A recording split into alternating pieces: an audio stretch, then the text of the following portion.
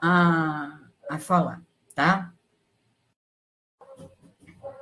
Boa noite, então, turma. Hoje a gente finaliza os conteúdos, né? Eu vou depois abrir a atividade prática que vocês têm que entregar no domingo, né? Até às 11 horas, até meia-noite de domingo para segunda, né? Até 23h59. Por favor, não deixem para a última hora, né? Que talvez a plataforma não fique assim, porque essa atividade é só da gente, né? É só do IZBE, de IZBE.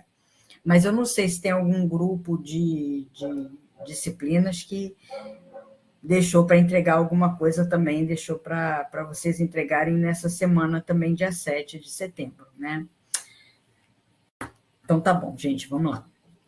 Então, acabando aqui, terminando, né, a apostila 6, a gente veio dos terrários, né, e tal.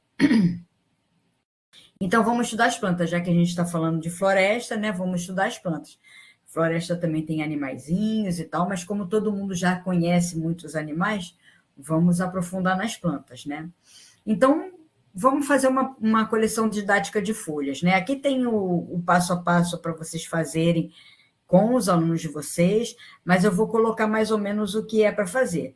Colocar, tem alguns utensílios, né, para identificação, lápis, caneta, tesoura e tal, uma cartolina, né, para você conseguir colar a folha ali, ou costurar a folha, se for o caso, né? Mas aqui deve ser colar mesmo, né? Catálogo telefônico antigo, ou cerca de 5 ou 6 jornais, por conta do papel, né? Que é para aproveitar. Catálogo telefônico, eu acho que isso já não existe mais, né? E vocês não devem, alguns de vocês não devem ter conhecido, então, né? Jornal, né? Vamos fazer com jornal, que é mais fácil. E aí vocês vão pedir para os alunos coletarem folhas, né? Diferentes e tal. Pode coletar o galinho, né? Pode coletar uma folha só, se ela for grande, né? Se for uma folha grande, ela... Peraí, gente, eu esqueci de fazer uma coisa aqui. Vamos lá. Ainda bem que eu percebi isso no início, né? Que senão daqui a pouco eu estou com a aula quase toda cheia e não compartilhei as coisas com vocês.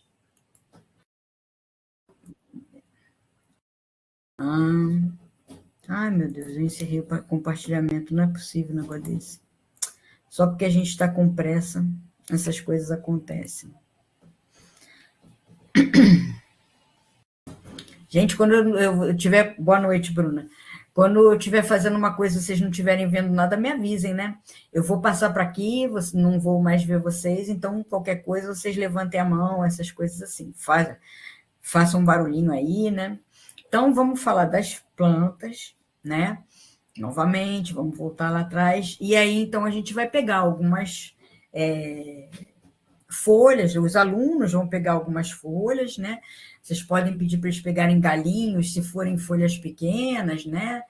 E tal, pegar um galinho com algumas folhas e tal. Qual é a intenção, né? Por que a gente vai pedir isso? Para que eles vejam que as plantas são muito diversas entre si, as folhas podem ter as cores verdes, vermelhas, arroxeadas, amarelas, né? Então, eles podem encontrar folhas com cores de todo tipo e tamanhos distintos também, e bordinhas diferentes e tal.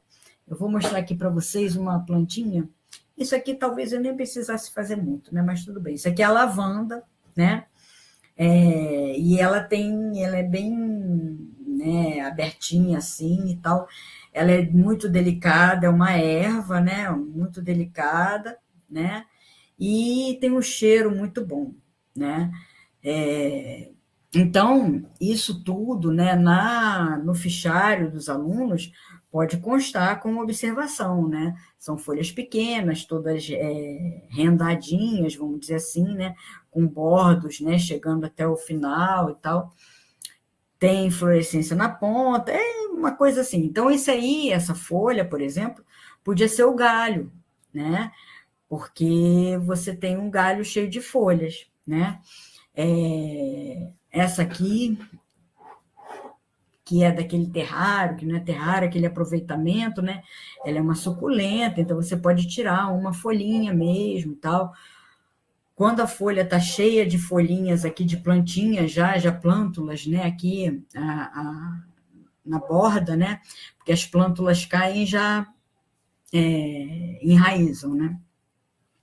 Elas são muito diferentes, tal. Só que para prensar, né, para desidratar as folhas da suculenta, né, vocês vão precisar de mais tempo para que ela fique sem a água, né, desidratada, porque a planta não pode participar de uma coleção se ela estiver hidratada ainda, se ela estiver ainda com água. Então, ela tem que, essa lavanda, por exemplo, é uma folha muito fininha, muito pequenininha, né? É praticamente os dois limbos e pronto, né? As duas faces da folha, né? E pronto, né? Não são os dois limbos, né? São as duas faces da folha. E pronto, quase não tem aquela região média, né? Da folha, o mesófilo. E aí, na suculenta, você tem um mesófilo desenvolvido e tal, né? Grosso e tudo mais. Então, você tem que deixar a suculenta para o final, né? Para ser acrescida lá no final e tal. Então, vocês vão fazer um fichário, né? Com as folhas que os alunos trouxerem e tal. E vocês vão ter que sempre trocar. Para desidratar, vocês fazem assim, vocês colocam, por exemplo, o jornal, né? Então, vocês podem botar mais de uma folha no jornal, contanto que identifique de qual aluno que é, se souber o nome da planta, o nome vulgar e tal, essas coisas assim, melhor, né? De onde coletou, porque às vezes uma folha que está na sombra pode se diferenciar da folha que está no sol, e essas coisas assim. Então, vocês vão desidratar, vocês vão pegar, botar as folhas, né? Dentro de uma folha de jornal e vão prensar, vão fazer com que tenha um peso ali em cima delas, né? Quando isso é feito na faculdade, quando isso é feito para um herbário de verdade, a gente tem as prensas, que são duas estruturas de madeira, em que a gente bota um bolo grande, né, de jornal e de plantas, né? E aí aperta, né? Não aperta muito, né? Porque não dá para apertar assim até ficar assim unidas, né, desse jeito, mas vai ficar aquele bolo apertado. No dia seguinte, você troca aquele jornal, porque ele está úmido e tal, não sei o quê. Você tem sempre que se manter trocando aquele jornal. Quando que a planta fica legal, Lúcia? Quando ela fica em pezinha, né? Vocês já devem ter, sobretudo, não sei se os meninos também, né? Mas botado algum trevo dentro de um livro, uma flor dentro de um livro. E aí você esquece aquela flor, aquele trevo e tal, quando você vê, ele está todo em pezinho. Ali ela está desidratada. É claro que aquela que você botou e esqueceu, né? Ficou anos, né? Um ano, né? E foi perdendo a umidade, né, naquele tempo. Só que ali você quer um trabalho mais rápido, então você tem que trocar o jornal toda hora, toda hora, toda hora.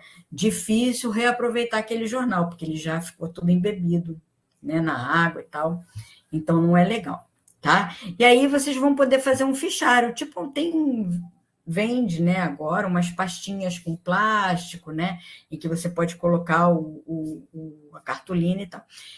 Isso não é um ensino investigativo, mas é uma aula tipo prática, que dá para fazer. Não é para ser feita também em um dia, porque eles vão sair para coletar e tal, não sei o quê. A montagem pode ser feita em um dia, pelo menos para eles entenderem como é que é feito. Depois eles podem fazer as outras folhas em casa e tal. E aí formar uma coleção de folhas, né? Bom, o que aconteceu com as folhas? Deixa eu ver. Tá. Algumas folhas, né? Elas podem ter algumas intrusões dentro delas, né? Então você pode observar galhas, né? E minas, né? As galhas são hipertrofia de tecidos vegetais de folhas, caules ou raízes, ocasionadas devido à ação de fungos, vírus ou bactérias ou animais. Apresenta uma formação semelhante à de um tubérculo. Então, aqui, essa coisa mais crespinha e tal. E as minas, galerias escavadas por larvas de pequenas mariposas que se alojam entre a epiderme superior e inferior. Então, essas larvas estão, né, entre as duas epidermes e ficam ali comendo, né, o tecido que está ali embaixo, né, está ali entre as duas epidermes e fica fazendo um desenhinho, tá? A redução da área foliar pode ocasionar queda das folhas, prejudicando o vegetal, né? E isso pode acontecer em qualquer folha, em qualquer outro órgão da planta também, tá? Folhas e borboletas, a mágica da metamorfose. Quando você vê algumas folhas, né, ficam numa posição semelhante à das borboletas também, que elas ficam assim de ladinho, né, todas fechadas, né, com as asas fechadas, e às vezes lembram folhas. Algumas borboletas podem se mimetizar como folhas, né? E aí, quando você vê os casulos lá dentro num jardim, né, num lugar qualquer, você consegue, então, observar isso, né? Então, você vai ter o casulo, né, da borboleta, né? Você vai ver a lagarta ali dentro, ela começa a formar o casulo e tal. Se você quiser observar isso, fazer uma observação disso na sala de aula, vocês podem levar o galho em que a borboleta, em que o casulo se encontra,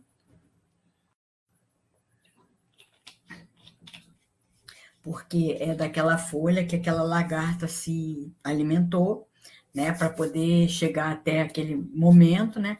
E aí então ela vai se desenvolvendo até que ela se transforme em borboleta, né?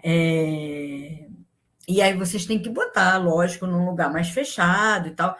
Não vai botar não é uma gaiola, né? Numa caixa de sapato, arranja uma coisinha maior e tal. E aí vocês coloquem, né, o galho ali para observar, para ver, né, o desenvolvimento da lagarta, né?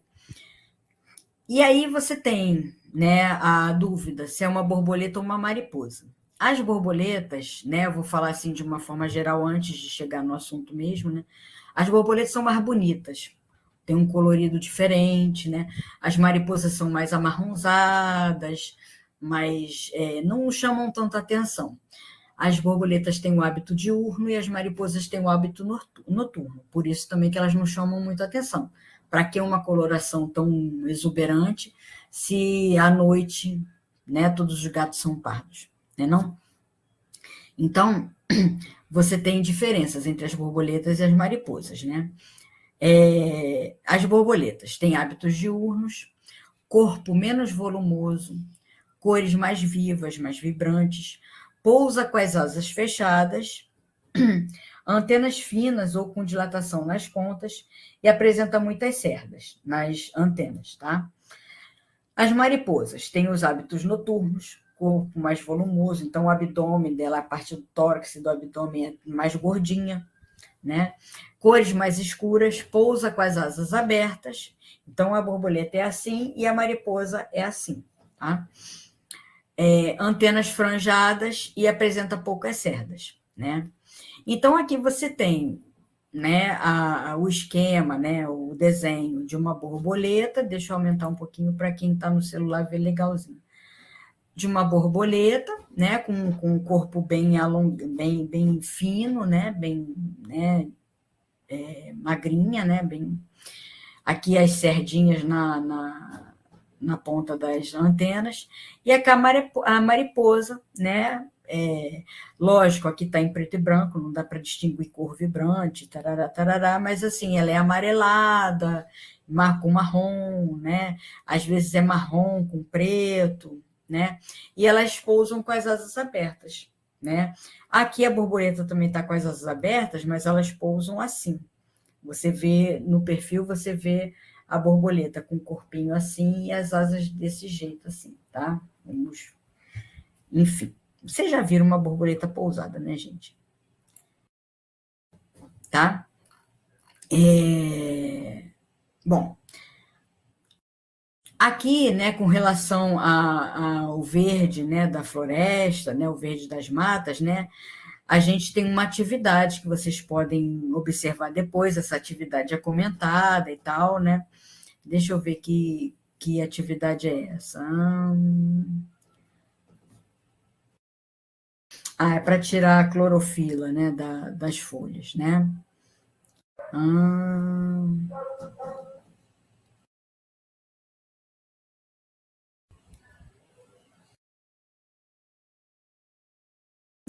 Para tirar a clorofila, né? Então tá aqui a resposta comentada e tal. Bom, e aí tá sugerindo para vocês descansarem, tomar um suco de clorofila, tarará, tarará, tá? Deixa eu voltar aqui para ver se vocês entenderam. Tudo bem, gente? Boa noite, Elizabeth. Você chegou mais quando eu já estava mais para lá. Tudo bem, gente? Tranquilo?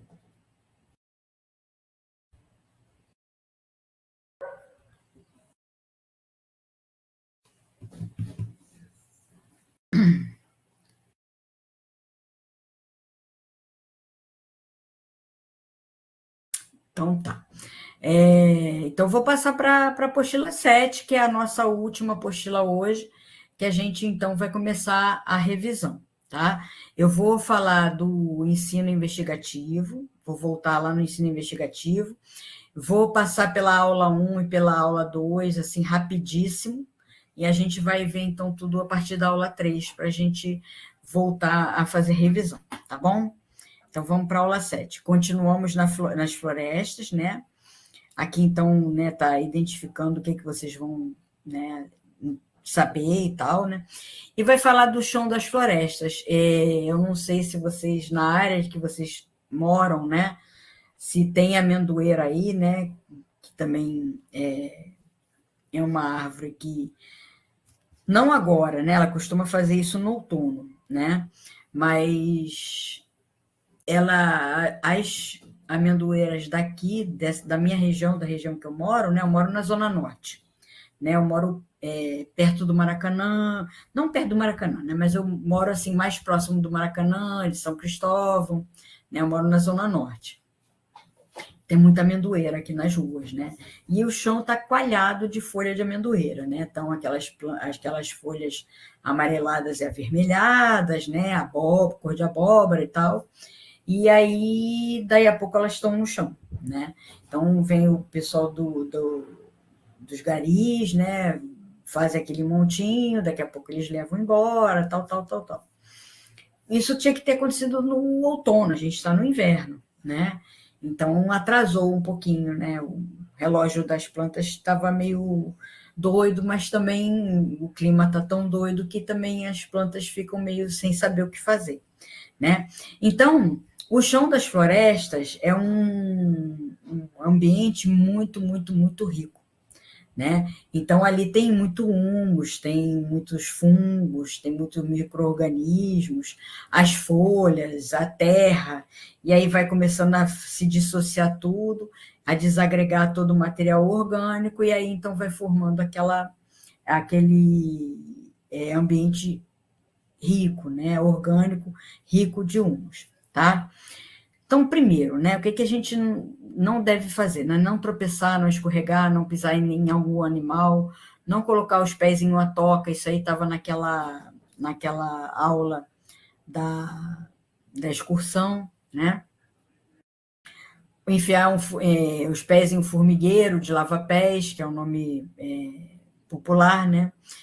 E isso é uma experiência inesquecível. Você rapidamente entenderá o porquê do nome, dos lava-pés, né? Só mergulhando os pés, né, na água que você vai conseguir se livrar dessas formigas. Segundo, né, você não pode fazer nada disso, porque o chão das florestas, você pode realizar um monte de observações. Em alguns semestres atrás, né, alguns períodos atrás, a gente pediu para fazer uma prática, essa prática que vocês vão entregar domingo agora, e a gente pediu para os alunos daquele período, né, fazerem uma coleta de solo no mesmo ambiente, né, mas em 2 lugares distintos. Um local onde havia muita passagem de pessoas, de animais, etc., né, e um local que tivesse mais calmo, mais, né, sossegado e tal, né, e aí coletar aquele solo, né, sem ter tido chuva, né, sem ter tido um momento de chuva, porque ia atrapalhar a experiência, né, e aí colocar um funil, né, tem um nome, né, esse funil, e aí colocar uma luz aqui que os animais vão começar a fugir, a cair pelo funil, com a terra também e tal, e vão ser coletados num pote, né? E aí, então, vocês iam observar onde que tinha mais animal, mais vida e tal, nesse local mais sossegado, ou no local onde era mais, né, mexido, né, onde o local que era mais manipulado, né.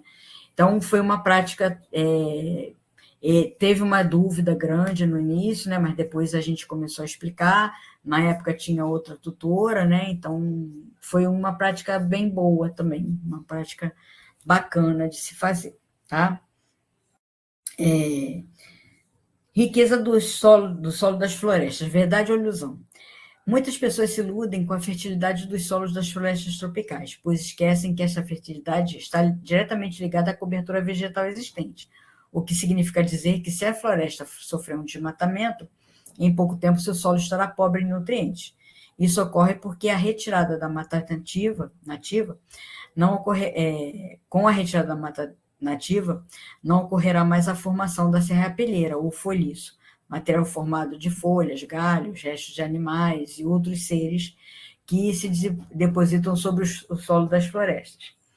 A serrapilheira, além de proteger o solo contra a erosão, né, é uma importante fonte de nutrientes, uma vez que a partir de sua decomposição ocorre a formação do humus. Bom, e aqui vem remetendo vocês a aulas de outras disciplinas e tal. Então, que tal agora fazer a formação o funcionamento de uma serrapilheira, né? Então, aqui vocês vão fazer com 2 potes plásticos, né? Pegar um pouquinho de terra, galhos, né? Folhas, etc, etc, botar num pote e no outro pote não botar nada, só ficar a terra, né? Aí vocês vão molhar, né? Os 2 potes e tal, de uma forma idêntica, né? Para saber o que vai acontecer lá na frente, né? Então, aí vocês vão fazer, né, nessas 2 caixas, né, vão fazer experiência, né, com materiais diferentes e ver, comparar as 2 caixas, o que vai acontecer, tá? E, observando o solo da floresta, você não só tem essas folhas, né, e tal, como você tem os seres que vocês não conseguem ver, que são os seres microscópicos e tal. Sobretudo, fungos, né?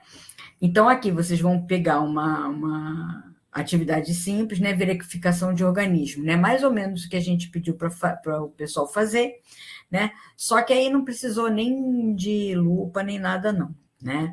E uma folha de papel branco, né? Que é para poder, né, observar os animais, tá? Verificação da presença de ar, né? A presença de ar no solo, né? É muito fácil de ser visualizada pelos alunos, né? Para essa atividade, você vai precisar de um tubo de ensaio ou um pequeno frasco transparente de plástico ou de vidro e um pouco de água. Bota uma quantidade de terra no frasco, complete com água até a metade e observe. Com esse experimento é possível verificar a formação de inúmeras bolhas de ar. O ar retido entre as partículas formadoras do solo é utilizado pelos seres vivos que nele habitam. Então, tem ar no solo também, tá? E verificando a presença de água e matéria orgânica. Esses componentes são facilmente identificáveis em amostra de solo de jardim. Tubo de ensaio ou um vidro que possa ser aquecido e uma fonte de calor. Coloque uma pequena quantidade de solo no tubo de ensaio, aqueça durante aproximadamente 5 minutos. Com aquecimento, é possível verificar a formação de gotículas de água e sentir cheiro forte e característico do humus, que é aquele cheiro de terra molhada. Né? Se você continuar aquecendo, vai ver que a terra vai ficar mais clara, né? Devido à queima do material orgânico que existe na amostra. Tá? Bom, O solo tem vários componentes, né? E os fungos são um desses componentes, né? Então, ele vai estar ali, né? Tanto o fungo microscópico quanto o fungo macroscópico, né? Vocês vão observar isso muito no trabalho de vocês, né? Então, sem os fungos, o pequeno simples e ecológico, poema escrito aqui embaixo, né? Não seria verdadeiro. Então, o poema ecológico é: o coelho comeu o capim, o coelho, a raposa comeu, a onça comeu a raposa. De velha, a onça morreu. No lugar onde foi enterrada, a capim nasceu. Então, esse pequeno poema ecológico, se não tivesse a presença dos fungos, também não aconteceria, ele não existiria. Tá? A partir do poema, é possível discutir com os alunos a diferenciação entre organismos autótrofos e heterótrofos, seres produtores, consumidores e decompositores. Então, assim, não foi jogada nenhuma questão para os alunos, não foi colocado nenhum questionamento, nenhuma pergunta, nenhum problema, nada. Mas se colocou um poema. E aí, a partir do poema, é que a gente vai começar a tirar alguma coisa dos alunos. Eles também vão produzir o próprio conhecimento a partir de um pequeno poema. Vocês podem fazer isso com uma música. Como vocês fizeram na D1, vocês fizeram com uma figura, né, que lembre outra coisa, ou com um corte anatômico que lembre outra coisa, e aí vocês vão puxando a conversa com eles, tá? Então, diferenciação entre organismo autótrofo e heterótrofo, seres produtores, consumidores e decompositores, diferentes hábitos carnívoros, herbívoros e onívoros, cadeias e teias alimentares, níveis tróficos, mecanismos de captura de alimentos, ciclo de matéria e energia. Né? Ao abordar o tema fungos em suas aulas, você poderá destacar a diversidade e a importância biológica desse grupo de seres vivos. As características básicas você pode encontrar em suas aulas de diversidade de seres vivos e tal. Vale a pena relembrar que os fungos são seres heterótrofos, unicelulares ou pluricelulares, que vivem isolados em colônias ou em simbiose com outros organismos. Podem ser saprófitos ou parasitas e têm uma marcada preferência por ambientes úmidos, quentes e com pouca ventilação. Então, assim, os fungos estão num ambiente típico de floresta, né, gente? Umidade, quente, pouca ventilação, escuridão, é ali que eles gostam de ficar, dentro da floresta, tá? A partir dessas características, é só buscar exemplares de fungos. Não é tarefa difícil, né? Vamos lá. Então, aqui tem uma atividade na caixinha cinza, ela vem com todo o passo a passo, né? Vem com os elementos que vocês vão precisar, ou ingredientes, vem com a forma de fazer, né? E vem com comentário, tá? Então, a gente não vai se deter aqui, tá? Fungos microscópicos, a importância dos lévidos no ensino, né? Então, existem fungos que servem para a gente trabalhar. É isso, assim, que às vezes eu destaco com vocês, porque, assim, por exemplo, os alimentos, né, que a natureza nos dá, não estão ali para a gente se alimentar. Eles estão ali, né? As carnes, os vegetais, né, os peixes, as proteínas de uma forma geral, né? Então, são vindas de animais, normalmente são oriundas de animais, e os vegetais estão ali, são plantados e tal, não sei o quê. Mas vamos imaginar que isso nunca tivesse acontecido, que ninguém tivesse plantado nunca nada, que as plantas estivessem por aí, né, sua própria sorte, né? E os animais também a sua própria sorte, que nunca nenhum animal tivesse sido domesticado, etc, etc. Provavelmente a gente ia se alimentar deles, né? Porque foi assim que aconteceu lá atrás, né? Quando o homem pré-histórico começou a se alimentar, foi isso que aconteceu. As plantas, os animais estavam lá, o homem percebeu alguma coisa nas plantas, né? Percebeu que se botasse a planta num determinado ponto, de uma determinada forma, né? Se botasse a semente no solo, ela plantava, né? Ela desenvolvia, né? Então, começou a perceber as coisas, né? E dar continuidade a essa observação, né? A partir daí chega a domesticação das plantas, né? O mesmo aconteceu com os animais. Se os animais vão se juntando e tal, vão se entrecruzando, essas coisas assim, eles foram então domesticando os animais, né? Mas nem os animais, nem as plantas estão ali para o nosso bel prazer. Eles existem como nós existimos. Vamos supor que as plantas pudessem se alimentar da gente, e aí, né? Ou os outros animais se alimentar da gente, né? Então, nada na natureza é para o usufruto dos outros, né? Na natureza tudo existe. E aí, né, quem for mais com maior raciocínio e tal, vai fazendo suas escolhas e tal, tá? Bom, o estudo dos fungos em sala de aula é bastante facilitado pelos lévidos ou saccharomycetos, chamados fungos do açúcar, que podem ser obtidos por meio de culturas selecionadas e comercializadas com o nome de fermento biológico. Quem não conhece esses tijolinhos capazes de produzir pães e pizzas saborosos? Então, você já parou para pensar na informação biológica que pode ser retirada dessas embalagens? Vamos apresentar você o mundo contido no tablete de fermento, tal. Né? Se você tiver dificuldades em conseguir um microscópio para a realização das atividades propostas, vá até o polo para realizá-las. Então, vocês podem ir ao polo, né, de vocês para realizar esse tipo de atividade, tá? Nossa primeira proposta é mostrar como é fácil obter uma cultura de lévidos que podem ser facilmente observados no microscópio, né? Tablete de fermento biológico, uma colher de chá de açúcar, uma colher de chá de água morna, um frasco de vidro, um microscópio óptico, lâmina e lamina, né? E aí você vai botar as coisas todas juntas, né? Fazer desmanchar, né, na água morna, botar o açúcar e tal. E aí você vai esperar um tempo, né? Para que aqueles fungos, né? Para que aquele fermento, né, seja ativado, né? A partir disso tudo que vocês colocaram, né? E a partir daí vocês vão poder colocar entre a lâmina e lamínula, né? Botar no microscópio e ver o que acontece, tá?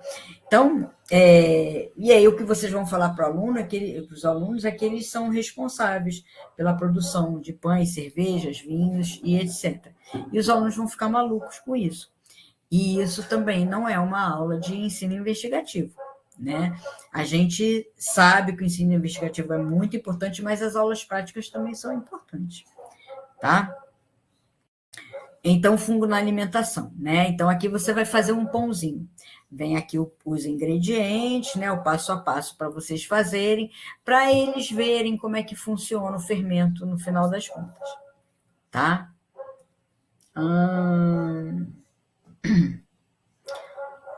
Um pouco sobre o metabolismo dos fungos, né? E aí vem aqui essa atividade com a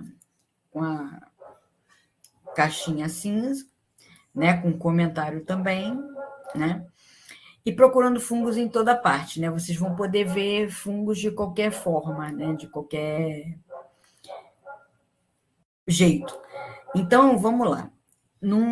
Esses dias, assim, tem feito um calorzinho e tal. Se vocês deixarem o pão, só isso, deixarem o pão dentro do saquinho, ele vai ficar abafado ali e tal. Vocês deixam dentro do saquinho, daqui a pouco vocês deixam, e daqui a pouco vocês vão ver que ele está com um mofo. Um bolo que você comprou na padaria, se deixar ali, ele vai mofar também e tal. Então, o mofo é um tipo de fungo, né, gente? Então, é isso. Laranja, né, tangerina, se vocês deixarem fora da geladeira, né, também mofa. E aí, como é a laranja, a tangerina, todos os cítricos, né, eles dão um cheirinho de formiga, né, formiga amassada, né, eu sim, já senti cheiro de formiga, mas umazinha não faz a diferença que aquele cheiro da tangerina, né, com cheiro de formiga faz, né? Então, é muito mais forte, né? Mas é o ácido fórmico que existe ali, né? Então, aqui vem falando, né, como é que vocês podem produzir, né, o bolor e tal. E aqui o champignon, um fungo do tipo champignon, que é pluricelular, né, gente? E quando o fungo aparece, ele é sempre subterrâneo, eles são sempre subterrâneos, né? Estão ali e tal. Quando você vê esse corpo fruticoso, né?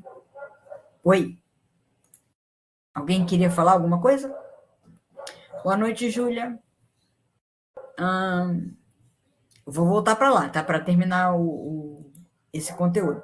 Quando aparecem esses corpos, né, sobre o solo, né, é sinal de que eles estão se reproduzindo. Aqui, eu não sei se vai dar para vocês verem, quando vocês observarem um champignon na casa de vocês, né, quando compra para fazer estrogonofe, né, aí tem umas lamelas aqui, né, uns risquinhos, né, que é por onde saem os esporos dos fungos, que é a forma deles se reproduzirem, né? Então, são uma poeira. Se você faz assim no mofo, também sai uma poeira, né, um pozinho. Esse pozinho nada mais é do que os esporos que estão, né, ganhando o ambiente, né? E os esporos funcionam como sementes, né, gente? Muitas aspas, né? Quando a gente falar de semente de fungo, né? Mas os esporos funcionam mais ou menos como os esporos das samambaias, né? Ficam ali aquele tempo, os esporos das samambaias passam por outro momento também, né? E tal, mas os esporos do fungo não, vão originar logo outros fungos novamente, tá? E deixa eu falar uma coisa. Quando o material está com fungo, está mofado, por exemplo, você tem um pacote de pão mofado, com algumas fatias mofadas, né? Ou um pacote com pão francês, né? E alguns pães estão mofados, outros não. Tudo aquilo está contaminado, tudo aquilo está mofado. Você não pode mais se alimentar daquilo, né? O mesmo acontece com tomate, com a cebola. A cebola é meio mais difícil de mofar, mas a batata. Então, tudo que tiver com aquele mofo, né, gente, não pode ser utilizado, né? Não pode ser aproveitado, tá? Se um pedacinho está mofado, vocês podem ter certeza que o resto está todo tomado já. Vocês podem procurar que vão ver hifas de fungos por todo lado, tá? Bom, deixa eu ver se vocês estão ok aqui. Renata, boa noite. Pois é, Renata. Acho que eu tinha falado contigo também, né, Renata? Boa noite. Já tinha te.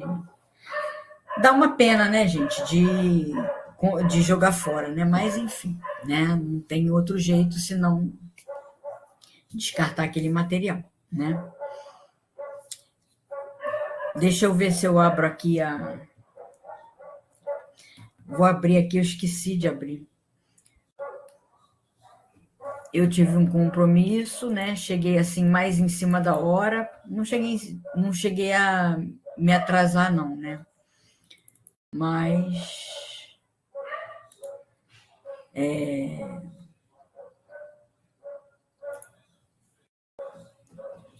mas eu não abri as coisas assim com antecedência, né? E tal, como eu faço sempre, né? Já está tudo abertinho aqui. Eu queria saber se vocês já fizeram a prática, se vocês estão com dificuldade, o que vocês querem saber, que dúvida que vocês têm, ou se vocês nem olharam ainda, é para entregar domingo, hein, gente? Não precisa entregar quem não puder, quem não quiser, enfim, né? Mas é para entregar, né? O prazo não é para entregar, o prazo é até domingo, né? Então, vocês têm alguma dúvida? Ou eu tenho que falar aqui de novo, gente?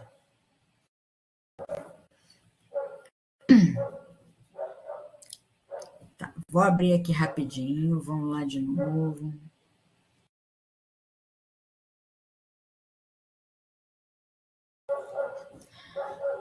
Aqui fala de um relatório, não é relatório, né? O que vocês fizeram, né?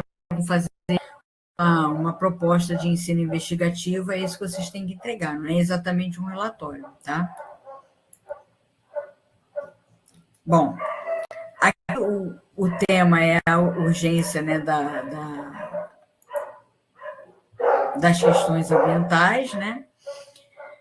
Você deverá consultar os indicadores dos Objetivos de Desenvolvimento Sustentável Agenda 2030 da sua região, estado ou cidade. Eles estão disponíveis na plataforma, essa aqui, né, que vocês vão acessar. Você deverá, ao analisar os indicadores, selecione pelo menos um que se apresente com grandes desafios a serem tratados numa perspectiva de educação. Você deverá elaborar uma proposta de atividade voltada à aplicação com estudantes da educação básica. Então, não serve o ensino médio, tá? Com perspectiva de ensino investigativo. Então, vocês têm que fazer aquelas etapas todas, né? Problematização, observação, tarará, tarará. Para ser investigativa, a atividade deve contemplar as etapas descritas no material complementar, que é o ensino investigativo. Então, vou abrir aqui.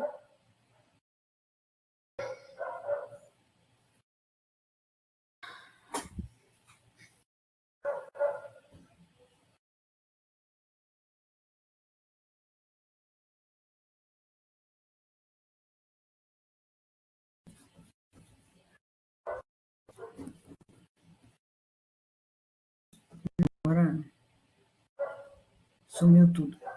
Ah, tá aqui.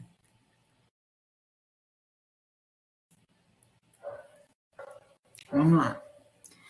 Vamos para a cidade de Campo Grande. Campo Grande não é bem um município, né? Mas Campo Grande não vai ter, né? Itaguaí. Pronto. Então, vocês vêm aqui, né? De acordo com isso, né, você tem uma pontuação, né, do nível de sustentabilidade e tal. Então, por exemplo, em Itaguaí está um nível baixo. A gente já viu alguns lugares, né, em que estava num desenvolvimento sustentável médio, né? Então, vai depender da contagem de pontos desses indicadores. Então, vocês vêm aqui, vocês abrem um por um, né, para ver o que mais se presta, né, para uma atividade investigativa e tal, ou o que seria mais interessante numa sala de aula, para os alunos discutirem. E aí sim, seria bom que vocês levassem, né, escolhessem um indicador, né, que tenha uma relação próxima aos alunos, que vai ficar mais interessante, vai chamar mais a atenção deles, eles vão querer trabalhar mais ainda, conhecer mais sobre aquilo. Então, assim, vocês podem abrir todos eles para vocês saberem, né, do que se trata e tal, para vocês terem as ideias de vocês também, né? Então, e vocês podem escolher um, né? Não precisa escolher mais de um. Escolham um e aí realizem, né, uma atividade no ensino investigativo, né? No enunciado vem falando relatório, não é um relatório. Vocês vão fazer, esse enunciado é um enunciado geral para qualquer atividade prática. Algumas pedem relatório, outras não. Isso aqui vai ser tipo um roteiro de aula, né? O que vocês vão fazer vai ser um roteiro de aula nos moldes do ensino investigativo. Então, vocês vão colocar todas as etapas do ensino investigativo de acordo com o indicador que vocês escolheram, com o município que vocês escolheram, se seja perto de vocês, de preferência, né? Perto de onde vocês imaginam que vão trabalhar com algum aluno, mas, poxa, se vocês estão no município de Itaguaí, por exemplo, né? Vocês vão pesquisar ali que tem mais a ver com vocês também, né? Não só os alunos, né? No caso, agora os alunos são vocês, né? Tudo bem, gente? Tudo bem? Estava travado, gente?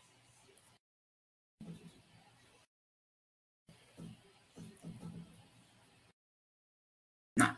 Então tá bom. Gleice, eu nem vi se você que você estava aqui. É Gleice, né? Não tinha visto o seu nome ainda. Para quem chegou mais tarde um pouquinho. Tá. Tá bom. Para quem chegou mais tarde um pouquinho, eu vou copiar de novo. Eu tenho um canal agora no YouTube para passar para vocês, as gravações das videotutorias, né? Então, ontem eu postei lá. Beleza, beleza. Eu tenho, né, coloquei, né, postei ontem as 4 aulas. A primeira foi uma reunião só para saber como a gente ia lidar, né, um com o outro e tal, como é que seria a disciplina, etc, etc. Uma videotutoria mais menor, né, e tal. E aí, então, a partir dali, a partir do dia 11 de agosto, então, que são as videotutorias de fato, né, em que eu passo os conteúdos para vocês, tá? E aí, agora, toda semana, eu vou postar minhas videotutorias lá, né? Então, quarta-feira eu posto a de hoje, etc e tal, tá bom? Obrigada, tá, Júlia? Obrigada mesmo por essa divulgação aí. Não que eu queira ser uma influencer, né? Mas a gente não estou conseguindo mais colocar na plataforma, né? E o pessoal que ia me ajudar meu Deus, esqueci o nome deles. Não me ajudaram ainda, né? Então eu falei assim, tá chegando a prova e a gente tem que colocar isso para eles, para quem não pode assistir, né? Poder assistir, tá? Deixa eu ver o que a Júlia está colocando ali para a gente voltar.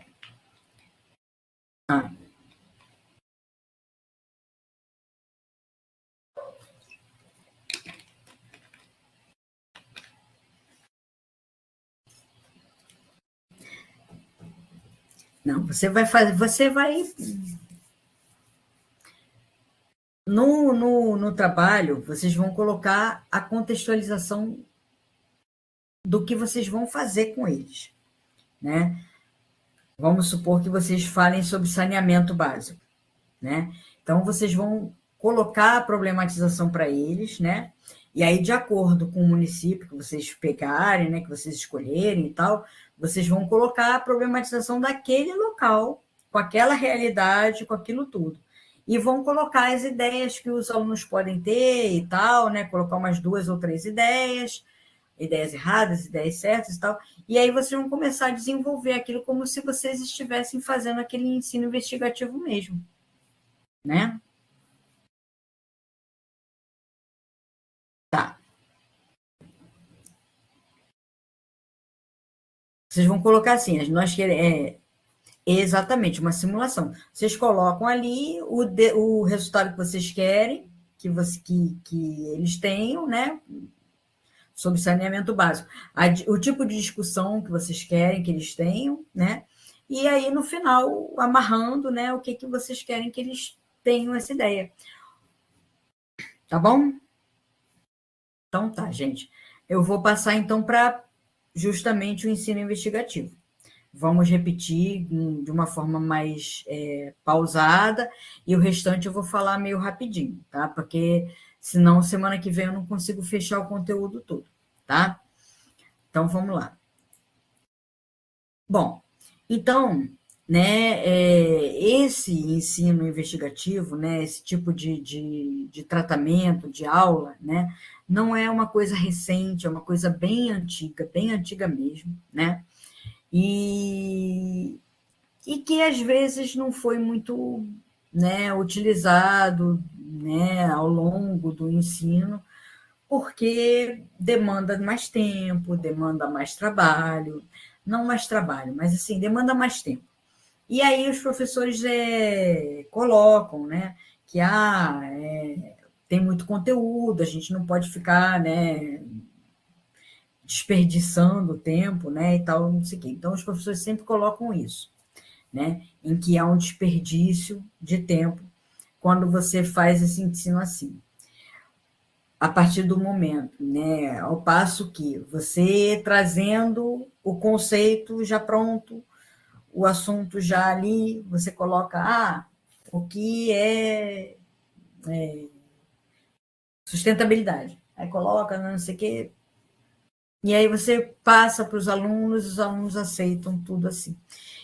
Então, isso é uma forma, essa é uma forma de aprendizado em que os alunos vão participar mais da aula, eles vão produzir seu próprio conhecimento, e a partir daí eles nunca mais vão esquecer isso. Não é decoreba, é participação, é um ensino participativo, em que o aluno bota a mão na massa, né?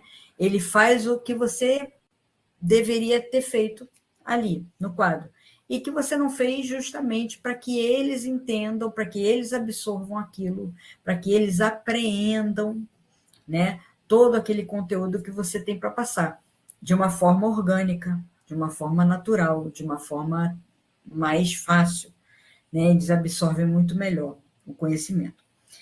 Para fazer esse tipo de abordagem, esse tipo de aprendizado, né, para que eles aprendam desse jeito, vocês têm que ter um passo a passo. Como ali agora eu falei, né, que tem os passo a passos de todas as práticas que existem ali, na apostila que a gente está vendo, né? Vocês vão ter esse passo a passo aqui. O que é uma coisa assim, por exemplo, agora vocês não estão com a experiência, né? Vocês não têm uma vivência de fazer esse tipo de ensino, mas daqui a pouco vocês vão fazer tanto isso, né? Ou quando vocês já forem professores, alguns já são professores, alguns já dão aula, né? Mas com o passar do tempo, vocês vão ter tanto traquejo, vocês vão estar tão acostumados com esse tipo de estratégia, que vocês vão fazer naturalmente, não vai precisar de problematização, não sei o quê. Os alunos até vão pescar, a professora jogou isso, eu já sei o que é, não sei o que é, aquela aula diferente. Porque você pode fazer uma aula convencional junto com o ensino investigativo, né? Você, às vezes, pode deixar um ensino investigativo acontecendo, né? Vamos supor que um ensino investigativo, uma aula, né, dessas, dure uns 3 meses, né? E você continua com o conteúdo, né? Enquanto eles estão produzindo lá, né, o trabalho deles, né, vocês vão continuando com os conteúdos. Aí vocês podem usar várias coisas, joguinhos, aulas práticas, uma saída, né? Então, vocês podem fazer as coisas ao mesmo tempo. Vocês podem ter o ensino investigativo correndo por trás, né? E aí você pode fechar, né, no final lá de 2, 3 meses, enfim. E você pode ir dando continuidade ao conteúdo, né? Porque tem a matéria também para dar. Então, aquele conteúdo que vocês escolheram para ensino investigativo, porque era muito melhor se eles vissem dessa forma, é muito mais agradável se eles estudassem desse jeito e tal, vocês vão levando ao longo do tempo e o restante correndo de outra forma, tá? Pode ser até mais tradicional, não tem problema, tá? Não está errado exatamente, tá? Então, a primeira coisa, e lembrar que o ensino investigativo é aquele ensino em que o aluno é o protagonista. Não é você que está lá na frente do quadro, que nem eu agora estou aqui, colocando as coisas para vocês, né? E vocês estão aceitando, né? Então, a gente não tem tempo de fazer um ensino investigativo para essas apostilas todas, e vocês também já são adultos, etc, etc. Mas a gente tem que aprender isso para passar para os alunos, para fazer isso com os alunos que vocês forem ter, né? Mas daqui a pouquinho, tá? Então, eles vão ser os protagonistas, eles vão realizar, vão produzir o próprio conhecimento. Isso, assim, uma coisa meio mágica, né? Meio que, assim, eu não... né, eu estudei há muito tempo, né? Lógico. E, assim, eu nunca... Lógico, enquanto eu estava estudando, né, gente? Não quando eu estava fazendo faculdade, né? Mas quando eu estava lá, criancinha, no ensino fundamental, no médio e tal, eu não imaginava esse tipo de coisa, né? Para mim, o professor sempre falava para a gente e a gente aceitava, questionava também, né? A gente não era proibido de questionar, não, né? Alguns professores, eles, pela imposição deles, a gente entendia que eles não queriam ser perguntados, mas outros professores eram muito abertos, solícitos e tal, e recebiam perguntas de uma forma bem natural. Outros professores não gostam, ou não sabem sair de perguntas, sei lá o que é, né? Enfim. Mas a gente então faz isso, né? E eu não imaginava naquele momento, né? E tal. Quando eu vim saber, né? Quando a gente tem noção do ensino investigativo, a gente fica assim, poxa vida, quanto que eu perdi lá atrás, né? Como que eu podia ter sido mais feliz sendo aluna, né? E tal. Bom, então vamos lá. A primeira etapa é a problematização do tema, conteúdo, a apresentação da situação, problema. Então, é um problema que vocês vão colocar para eles, né? Então, aqui tem um exemplo, né? Mas sobre isso, poluição do rio e tal. Vocês podem fazer de outras coisas, qualquer coisa que vocês queiram fazer, que tenham como vocês problematizarem, né? E que tenham também um pezinho na realidade deles, vai ser importante. Isso é importante também, que tenha um pezinho na realidade deles, né? Na realidade daqueles alunos daquele colégio, daquele bairro, enfim, tá? Essa é a etapa em que o tema é apresentado de forma contextualizada e relacional a questões abrangentes que permitam estabelecer conexão e vínculos com referenciais provocadores. Uma possibilidade é elaborar uma questão geral que promova a investigação do assunto em questão. Por exemplo, por que o rio ficou poluído? Essa é uma problema bastante ampla, que vai permitir inserir, além de conceitos de biologia e ecologia, discussões na perspectiva de crítica ao contexto socioambiental e da atuação cidadã em relação à gestão ambiental local. Numa perspectiva mais específica, por que o esgoto provoca a eutrofização da água na lago, rio do bairro?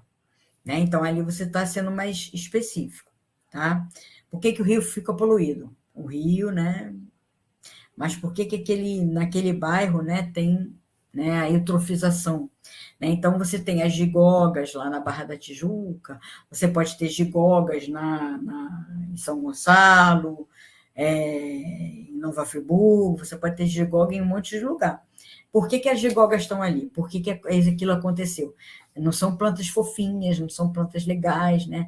Elas estão ali por algum motivo. Foi a poluição que levou elas para ali, para se desenvolver ali, tá? Um aspecto interessante de grande potencial atrativo do interesse do aluno, claro, é apresentar relações com questões próximas à sua vida cotidiana. Então, eu falei lá nos índices, né, para vocês colocarem alguma coisa próxima, de preferência no município que vocês moram, né, ou na região do polo que vocês moram, que vocês estudam, tá? 2. Observações, coleta de dados e elaboração de hipóteses. É a etapa em que os estudantes elaboram e registram explicações baseadas em seus conhecimentos prévios. Então, foi a Vanessa que falou, se não me engano, no início, né, que ela estava com a dúvida e tal. Então, por exemplo, não dá para fazer isso num dia, né?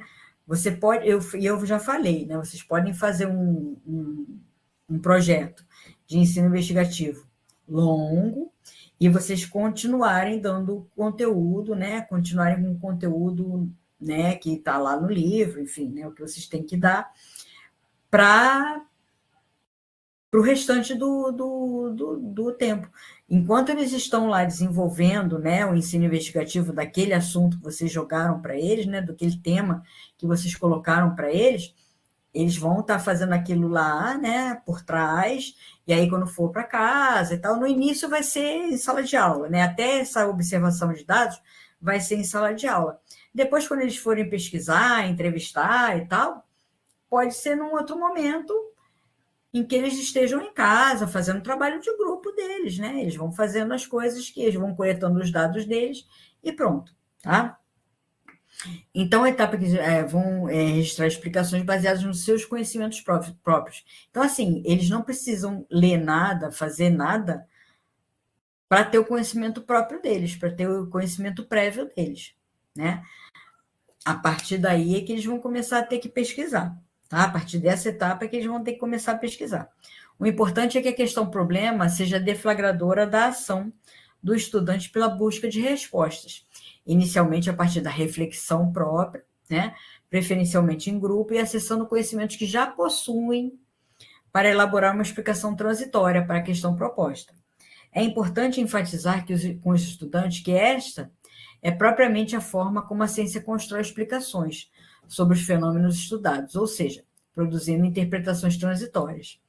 Estas serão questionadas, substituídas ou aprimoradas por novas visões, com mais dados e explicações mais ajustadas aos fatos estudados. Assim, contrapõe-se a ideia de verdade estática, acabada e valoriza cada contribuição, mesmo as erradas, para uma explicação final da mais acertada.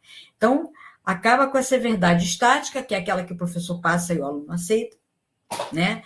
E acabada, está toda certinha, está toda redondinha e entrega para o aluno pronto, né? E tal. Assim, ele está produzindo seu próprio conhecimento, ele vai produzir seu próprio conhecimento, mesmo que eles tenham tido ideias erradas sobre aquele assunto. Ai, você pensa, meu Deus, o que é que eles estão fazendo? Não sei o que.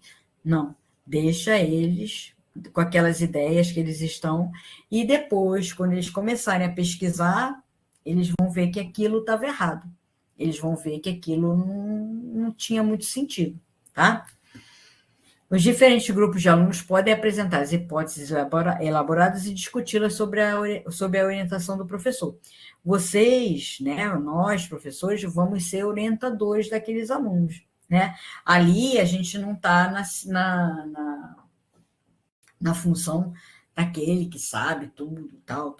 Vocês estão ali ajudando, auxiliando eles, direcionando a cabeça deles, né? Porque aluno também, né, para voar, né? Se eles voarem muito, né, vamos aterrissar um pouquinho, né, e tal. Mas deixa eles voarem um bocado, deixa eles um pouquinho soltos, tá? A partir daqui vocês podem fazer, então, deixar eles fazerem, ó, a partir daqui vocês podem fazer essa pesquisa na casa de vocês, entrevistar os pais, os tios, avós, se for alguma coisa relacionada a rio, se tiver gente, pescador na área e tal, perguntar aos pescadores, ou então, se for outro tema qualquer, perguntar, pesquisar com qualquer outro tipo de pessoa que trabalhe com aquele tipo de elemento e tal, tá? A partir da pergunta inicial formulada pelo professor e das hipóteses elaboradas, os alunos deverão realizar a investigação em referenciais que podem ser os indicados pelo professor, incluindo o livro didático e outras fontes que eles mesmos próprios busquem, a partir dos critérios definidos pelo professor. Assim, devem organizar, refletir e selecionar novas informações, tarefa que deve alterar o entendimento anterior. Dessa forma, irão ampliar as informações sobre a questão através de pesquisas e entrevistas, a fim de confirmar, aprimorar ou refutar a hipótese inicial. Então, por exemplo, se eles estão no caminho certo, se eles pensaram, tiveram uma ideia aqui na etapa anterior, né, em que o pensamento deles estava concatenando com tudo que eles estão vendo agora, eles vão aprimorar um pouquinho melhor, vão, né, acrescentar alguma coisa e tal, e pronto. E aí as ideias deles estão ok, estão dentro do que a gente espera deles, né? E se eles tiveram uma ideia errada, né? Se eles tiveram, né, estavam fazendo a hipótese deles e a hipótese estava totalmente errada, aqui eles vão consertar, aqui eles vão ver que eles estavam errados. Poxa, professora, eu errei. Não errou, é uma informação, né, negativa, é uma informação também, né? E isso eles vão aprender sozinhos, né? A pesquisa deve valorizar evidências produzidas por ação de caráter investigativo, que contribuirão para proporcionar o desenvolvimento da capacidade de argumentação diante da defesa ou rejeição das hipóteses iniciais. Em outras palavras, a fonte pesquisada deve ter origem confiável e resultante de um esforço também investigativo. Não se trata de menosprezar conhecimentos tradicionais. Então, por exemplo, você tem, né, os alunos moram numa comunidade em que os antigos, né, as pessoas mais velhas, né, tem uma importância e tal, né? Tem uma cultura e tal.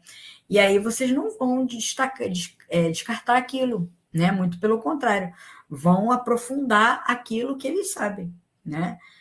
A partir também da sabedoria deles, vocês vão aprofundar com textos, com pesquisas e tal.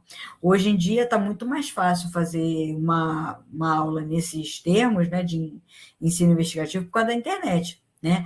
Muito mais fácil fazer uma pesquisa rápida com o Google e pesquisas que sejam, como é que eu vou dizer, de locais, né, que vocês possam dizer, isso aqui está uma pesquisa boa, não é pessoal que fazendo fake news e tal, tá? Estes também foram testados ao longo de vários ancestrais, né, os conhecimentos tradicionais. Também foram testados ao longo de gerações e permanecem por receber significado junto às várias gerações do povo que adotou, tá? E a quarta etapa, e a última, é interpretação, discussão e dos resultados e conclusão. E aqui, então, vai ser o encerramento, vai ser o fechamento, e aí sim, né, o aprendizado deles, né? A partir das 9, quer dizer, o aprendizado foi ao longo dessas etapas todas, né, gente? Mas aqui vocês fecham, né, o conteúdo, né? E aí sim eles aprendem a forma correta daquilo, né? De uma maneira muito mais interessante, muito mais legal, né? Os alunos realmente não vão esquecer mais de vocês, tá? A partir das novas referências, pesquisas e informações adquiridas, o grupo deverá buscar rever ou fortalecer suas explicações iniciais. O grupo irá realizar uma discussão em conjunto sobre os resultados obtidos e elaborar uma nova e mais ampliada percepção e entendimento sobre a questão, a partir dos elementos coletados. Nesta etapa, mais uma vez, os diferentes grupos podem realizar troca de suas conclusões, né? E aí vem dizendo, né, a sequência didática e tal, tá? Tudo bem, gente? Não, tem que ter muito cuidado, né? A AP1 vai dar aula 1 a 7. Eu vou confirmar aqui, mas deixa eu dar uma olhadinha aqui rapidinho, peraí. Hoje, com tanto desinformação na internet, é difícil que os alunos consigam boas respostas até na pesquisa. O aluno de 13 anos hoje em dia acha que pois é, o TikTok e chat GPT são mecanismos de busca, né? Não pode ser, né? E o pessoal que dissemina coisas... Eu vou falar uma coisa lá quando a gente entrar nas florestas, né, que a gente não entrou, sobre o Zap, né? Vocês não vão nem entender direito, né? Assim, de início vocês vão ficar meio assim, mas vocês vão depois entender. Deixa eu confirmar essa coisa aqui da aula 7, da apostila 7.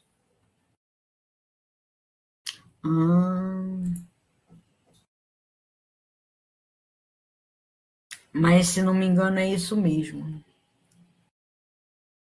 Aula 4, aula 5... Aula 6, feriado... Aula 7. Olha aqui, aula 7, AP1, né? Então, é até a aula 7 mesmo, tá? Quem foi perguntou, Gleice. Por isso que eu estou começando a fazer a revisão agora, né? A partir do momento em que a gente acabou todo o conteúdo, né? Que a gente nada, Gleice, que isso? O conteúdo que a gente, então, estava passando para vocês, tá? Então, aqui na aula 1, vou dar uma olhada rapidinha, mas não tem muito mais coisa, não. Vem falando de tentar ver, né, tentar pesquisar, tentar entender, né, a biologia de uma forma inteira, né? Então, você não vai ficar vendo partes, né, da biologia. É claro que, quando vocês estão se formando em biologia, vocês têm que ter as disciplinas em parte, né? Zoologia, botânica, ecologia, anatomia, biofísica, bioquímica, né? Todas as disciplinas que vocês têm que, para entender o todo, né, vocês têm que ter as disciplinas separadas, né? Mas isso Por exemplo, vocês não vão se aprofundar, né, daquele jeito que a gente já falou aqui, aquelas nomenclaturas todas, para a garotada, né, gente? A gente tem que ter um pouco de consciência, né? Saber que os alunos não precisam de tanta nomenclatura assim. Até porque isso vem nos livros, né? A gente acaba falando, né? Porque está nos livros e tal, nos livros didáticos, e aí a gente acaba falando aquilo tudo. Mas não precisa, para que você vai saber, para que você vai querer dizer que é a estrela do mar é um equinoderma, não sei o que, tal, tá bom, pode parar por aí, não precisa falar. Você fala, você cita, né, toda aquela ornamentação toda, mas eles não precisam devolver isso para vocês numa prova. Eles têm que entender, né, a vivência deles, né, dos animais, né? Então aqui vocês têm, né, todos os livros e tal, tudo separadinho, né? E quando você olha a paisagem, né, e quando os alunos olham a paisagem, eles não vão ficar pensando zoologia, botânica, geologia, geografia, não tem isso, né? Eles veem a paisagem e pronto, acabou, né? Vamos lá. Bom, e aí aqui o que eu estou falando, né? O que eu falei ainda agora, né? As nomenclaturas, né? Para que tanta nomenclatura? Para que exigir? Porque por isso que eles ficam tentando decorar, né? Porque tem esses nomes todos, é que nem história com data, né? E o nome das pessoas, né? Tudo bem, tem que saber o nome das pessoas, mas assim, de uma forma geral, se você não prima pelas datas, né? Você sabe do acontecimento, sabe o que aconteceu, o que derivou daquilo ali, é mais importante de tudo, né? Em vez, né, ao passo de que os professores, quando eu estudei, era data para tudo, né? E o rio tal, né? Deve continuar ainda um pouco assim, né? Mas enfim, né? Então aqui vem um exemplo, né, interessante. Professora, diabetes não é aquela doença em que as pessoas não podem comer açúcar? Sim. Então, não entendo uma coisa. O quê? Meu avô é diabético e ele não pode comer doces, certo? Mas o médico disse que ele não pode comer batata frita, pizza, pão, não pode comer arroz e feijão também em demasia, né? Se essas coisas são salgadas, porque ele não pode comer. Então, assim, se a gente falar ao todo, né, a gente não tem essas dúvidas nos alunos, né? Os alunos passam a não ter esse tipo de dúvida, né? Muitos professores acreditam que a dificuldade de integração dos conteúdos, né, de biologia, seja decorrente de falta de laboratórios, carência de recursos, instalações de substâncias e equipamentos necessários para as aulas práticas, falta de transporte, recursos financeiros fundamentais para a realização de trabalhos em campo, existência de um programa curricular muito extenso, porque o currículo é extenso, vai ter prova do Enem, vai ter prova disso, vai ter prova daquilo, da necessidade de aprovação do aluno no vestibular. Assim, quando a gente trabalha em escolas particulares, né, isso é muito mais cobrado. Conteúdo, conteúdo, conteúdo. Quando a gente está numa educação pública, né, isso não é tão cobrado assim. É cobrado, mas não da maneira assim totalitária, não sei o quê, né? Você tem que dar aquele conteúdo, mas você pode, né, fazer o geralzão e tal. E tudo isso que eles estão falando aqui, laboratórios e tal, tudo isso é importante. E, mas gasta tempo, não sei o quê. Gente, eles têm que aprender de alguma forma. Então, se for pelo laboratório, vai ser pelo laboratório. Se for por uma saída de campo, vai ser uma saída de campo, né? Então, você tem que se programar para poder fazer essas coisas e conseguir fazer o máximo daquele conteúdo que você puder, né? E aí aqui, né, você tem uma dificuldade enorme, né, que os caras botam aquilo no meio da sala e as possibilidades pequenininhas, né, escapando, né, pelos espaços por onde elas podem passar, né? Então, dá para fazer certas coisas, apesar do conteúdo ser extenso, apesar de não ter recursos, apesar de um monte de coisa. Você tem aquelas dificuldades, mas você tem algumas possibilidades que rodeiam essa dificuldade, tá? Outra dúvida semelhante àquela da diabetes, né, do avô do menino, né? E aí uma resposta comentada, uma atividade com uma resposta comentada e tal. E encontrando caminhos, né? Como é que você pode, né, se orientar nisso, né? Há várias alternativas de ensino que podem levar a resultados positivos. Como professor, você poderá trabalhar de forma a promover o processo ensino-aprendizagem ativo, que é o ensino investigativo, né? Que a gente já viu ali e tal. E tem os parâmetros curriculares nacionais que vocês podem, que vocês já devem encontrar, vocês já devem estar mexendo neles, né? Para nortear vocês também, para colocar vocês na direção certa. Tá? Aqui vem falando de geração espontânea ou abiogênese, que é a coisa da...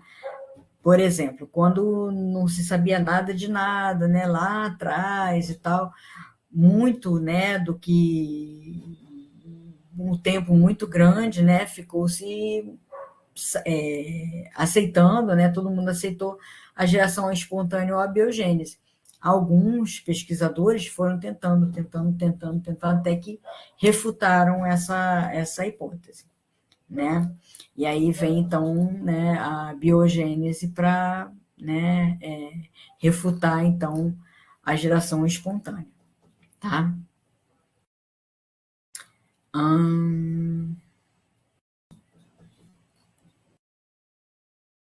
Bom, tudo bem até aqui, gente?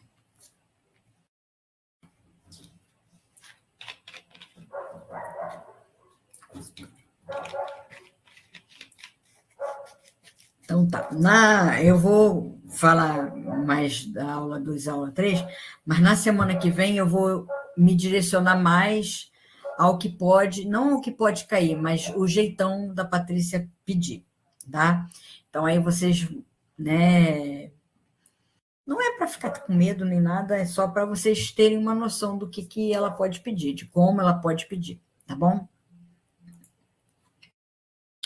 A comunicação entre o professor e o aluno, eu já comentei aqui com vocês que o professor tem que saber, a gente tem que saber, nós somos mais velhos, nós temos o conhecimento, nós temos o entendimento, e nós temos que entender como a gente vai passar para os alunos, né? Vai passar para as crianças e vai passar para os adolescentes. O mesmo tipo de palavras, de vocabulário que eu uso para o pessoal do fundamental, não deve, não pode, não deve ser igual ao vocabulário que eu uso com os adolescentes. As brincadeiras que eu posso fazer com os adolescentes, eu não posso fazer com as crianças e vice-versa, né? Para não infantilizar o pessoal que é mais velho e nem para, né, fazer um tipo de brincadeira, né, possa ser mal interpretada pelos alunos menores, né? Então, vocês têm que se adequar, né? Vamos supor que vocês trabalhem em 2 colégios no mesmo dia, um é do ensino fundamental, o outro do ensino médio, e aí vocês têm que trocar a chavinha e tem que saber resolver aquilo naquele dia, né? Vocês não podem ter o mesmo tipo de comportamento com os diferentes tipos de público que vocês estão lidando, né? Então, vocês têm que saber se comunicar, né? Saber brincar, né? Não fazer uma brincadeira, se esticar lá para o pessoal do ensino fundamental e nem ter um tipo de brincadeira que o pessoal dos adolescentes, né? O pessoal do ensino médio possa levar mal e tal, possam fazer bullying, essas coisas assim, né, gente? Então, tem que ter cuidado e tem que ter o tipo de palavras mesmo que vocês vão usar, porque às vezes o que vocês falam para um aluno do ensino médio, vocês podem falar para o aluno do fundamental, mas vocês têm que descer um pouco, às vezes, o nível, né, da explicação, né, tem que saber chegar neles, né? Isso é muito importante.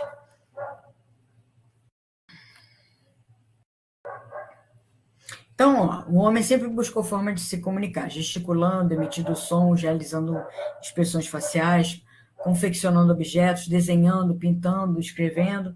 Nos primórdios da comunicação, o homem se expressava por gestos, imagens e sons.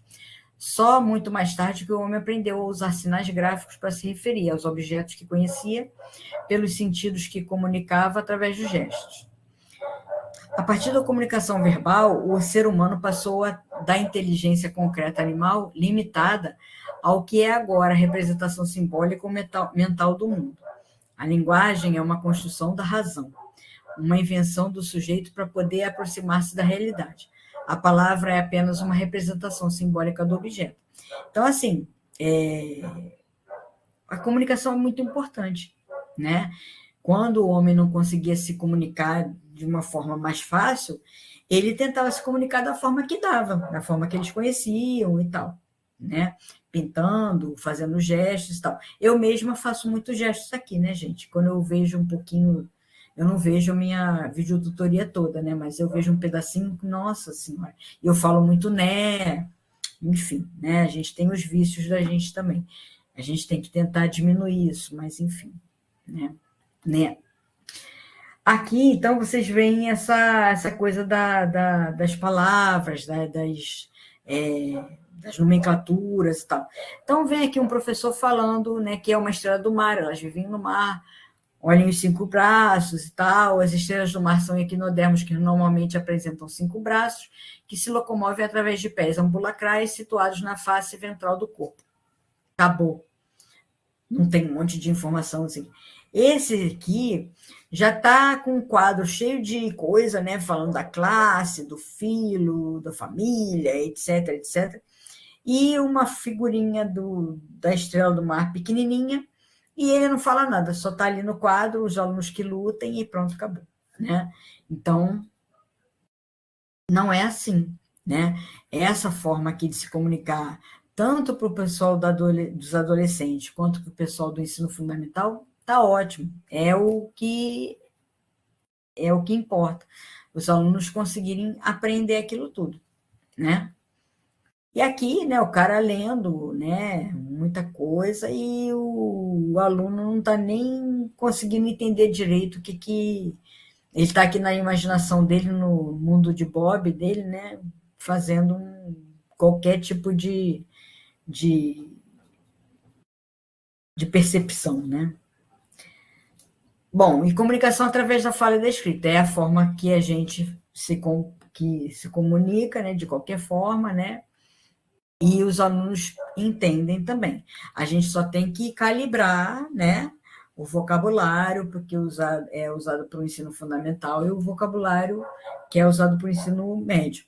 E você também vai ter que calibrar, por exemplo, dos alunos que já estão saindo do fundamental para os alunos que estão entrando no ensino fundamental,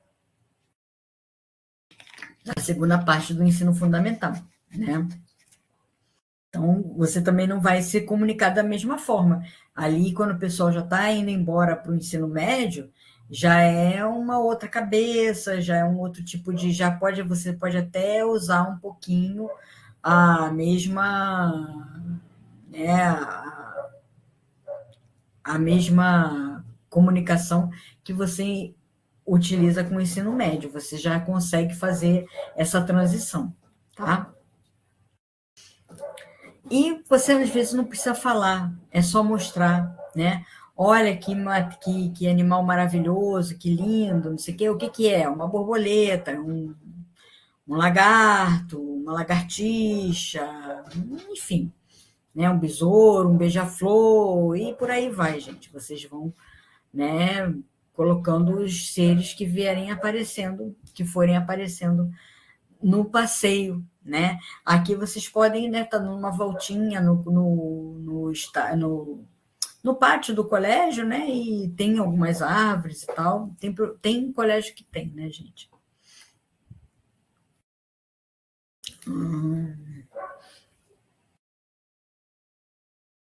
Aqui, deixa eu ler um pedacinho para vocês. Quem não se lembra da cara feia de reprovação de um professor por um ato considerado errado, ou do sorriso de incentivo ao verificar que o exercício estava correto?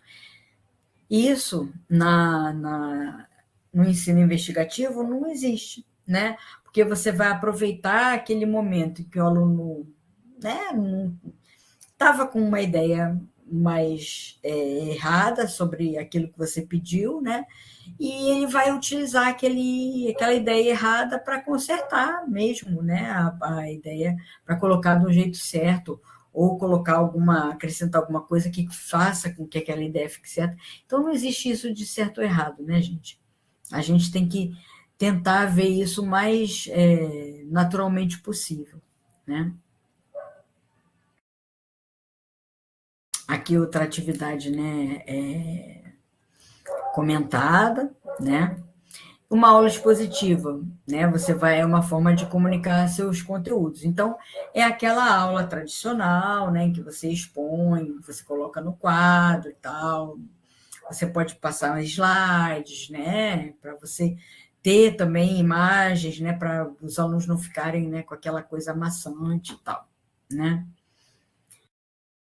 Bom, e aí você tem aqui a falta de comunicação, de entendimento da comunicação, né? Então, o professor fala uma coisa linda, né? Uma coisa bem diferente, e ninguém entende nada, né? Então, é o tipo de vocabulário que você usa e tal, tá?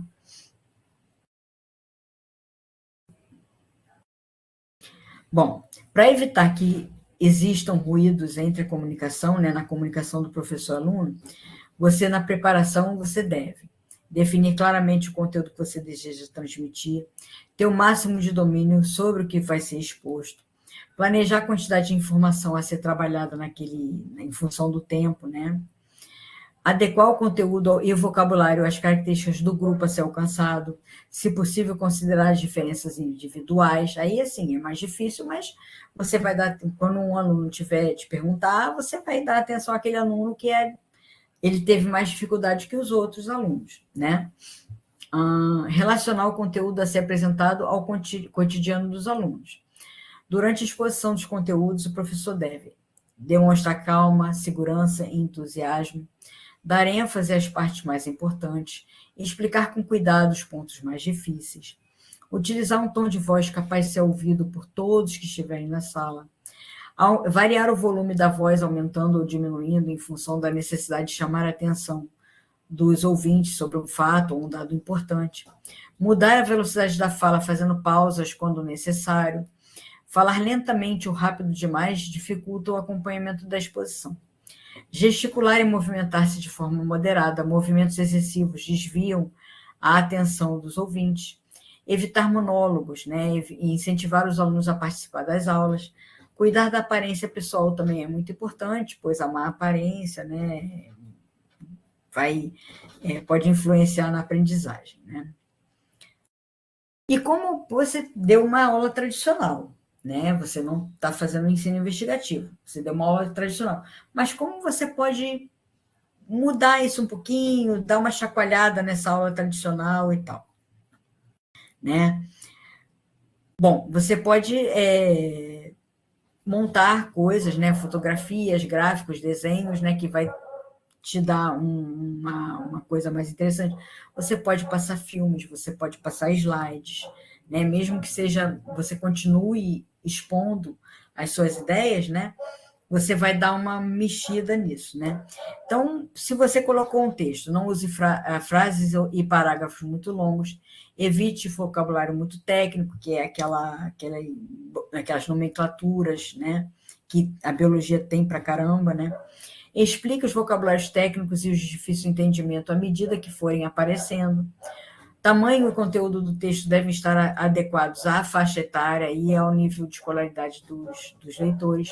Substitua as palavras repetidas por sinônimos. Toda abreviação deverá vir precedida do seu significado. O tamanho e cor das letras também é importante para ser visualizado. Cuidado com o excesso de cores, porque na vez de ficar bonito pode ficar confuso, né? Cartazes são para ser vistos de longe, portanto, o tamanho da letra deve permitir que isso ocorra. O mesmo cuidado deve ser considerado quando o texto for apresentado em transparências ou slides. Se você bota uma letrinha pequenininha, né, você não conseguiu nada, né? Não faz sentido fazer uma bela transparência ou slide que não pode ser lido pelos alunos. Diversifique o material escrito. Além dos textos tradicionais, você poderá também utilizar poesias, letras de música, histórias, reportagens, né, etc. Bulas, né, enfim. Em relação à comunicação visual, as imagens devem ter um tamanho suficiente para serem vistas de longe também. Caso sejam pequenas, as imagens deverão passar de mão em mão. Nesse caso, certifique-se de que o material resiste ao manuseio. Os alunos também poderão ser convidados a se aproximar do material, que poderá ser aproximado dos alunos. Tente manter a proporção entre as figuras e desenhos, quando eles estiverem usados juntos. É muito comum em livros de biologia encontrarmos, por exemplo, o desenho de uma mosca em tamanho muito maior que de um rato. O tamanho de uma planária também enorme. E quando a gente observa a planária assim, né, poxa, ela é desse tamaninho só. O excesso de imagens e cores poderá desviar a atenção dos alunos. Os gráficos e tabelas devem ser facilmente entendidos. Gráfico é autoexplicativo, gente, né? Cuidado com os desenhos muito esquemáticos e artísticos em biologia. Eles podem acabar confundindo o aluno e fixar uma informação errada. E aqui, né, vem dizendo que como que a gente aprende, como que a gente absorve tudo que a gente aprende. A gente retém, né, 10% do que lê, 20% do que escuta, 30% do que vê, 50% do que vê e escuta, 70% do que ouve e discute, e 90% do que ouve e realiza. Então, por exemplo, se você ouve e está fazendo uma prática, ou se você ouve e está fazendo um ensino investigativo, olha só que beleza, né? Você está aprendendo de uma forma mais rápida, tá? Aqui uma atividade na caixinha cinza, né? Aulas práticas, por que tê-las? Porque é importante, porque vai fixar muito mais aquilo que você falou durante a teoria e tal. E você pode fazer uma aula prática com teórica ao mesmo tempo. Você pode ir falando as coisas que são daquele conteúdo, são próprias daquele conteúdo, na aula prática também, sem problema nenhum, né? Só que aí vocês têm que, né, ver se vocês estão no laboratório de química e física, né, e tal, ou num ambiente, né, que pode ser um refeitório, pode ser uma sala de aula simples, né, pode ser outro ambiente qualquer, para fazer uma prática com animais, com vegetais, etc. Tá? As diferentes aulas práticas, né? É comum associarmos aulas práticas aos laboratórios cheios de vidrarias e tal, sem substâncias químicas, sem contar as plantas, animais, cientistas de jaleco branco e talvez um velho esqueleto pendurado num armário de vidro. Essa imagem que nos parece tão familiar não surge por acaso. Muitas vezes já vimos em revistas, filmes ou propagandas, né, programas de televisão. Mas será que para realizarmos as aulas práticas precisamos de um lugar como descrito? Não. Sobretudo se a gente estiver fazendo prática com animais, com vegetais e tal. Esse tipo de prática, né, esse tipo de observação não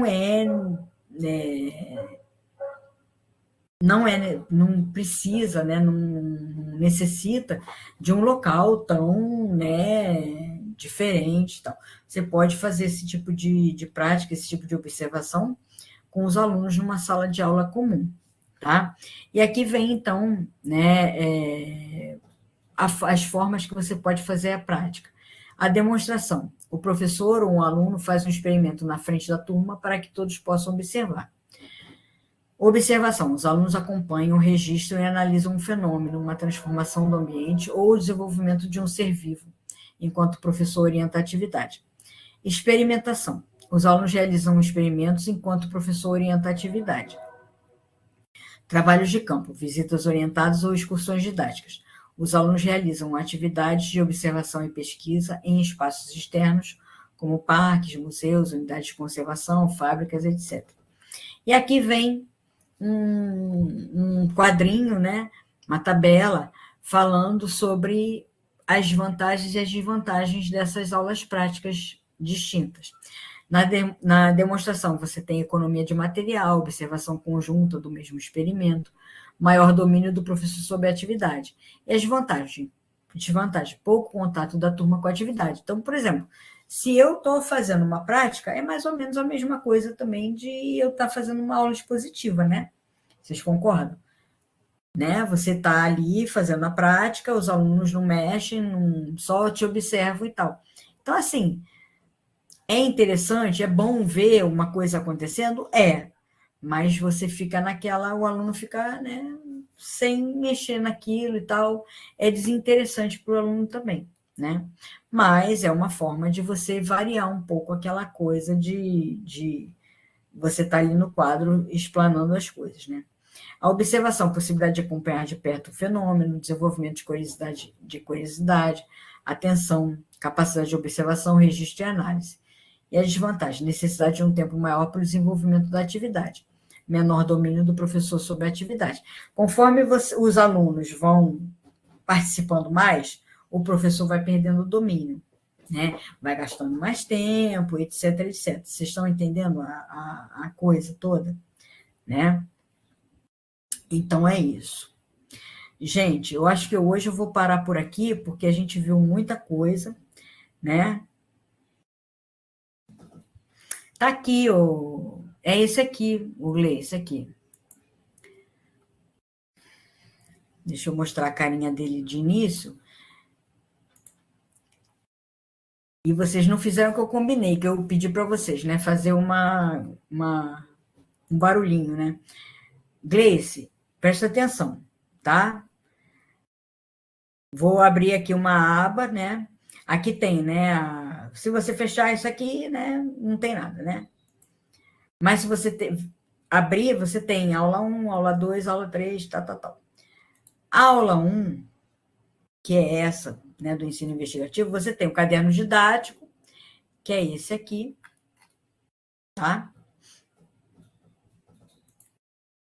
E você tem a atualização da aula 1, o ensino investigativo, que é isso que a gente estava lendo ainda há pouco.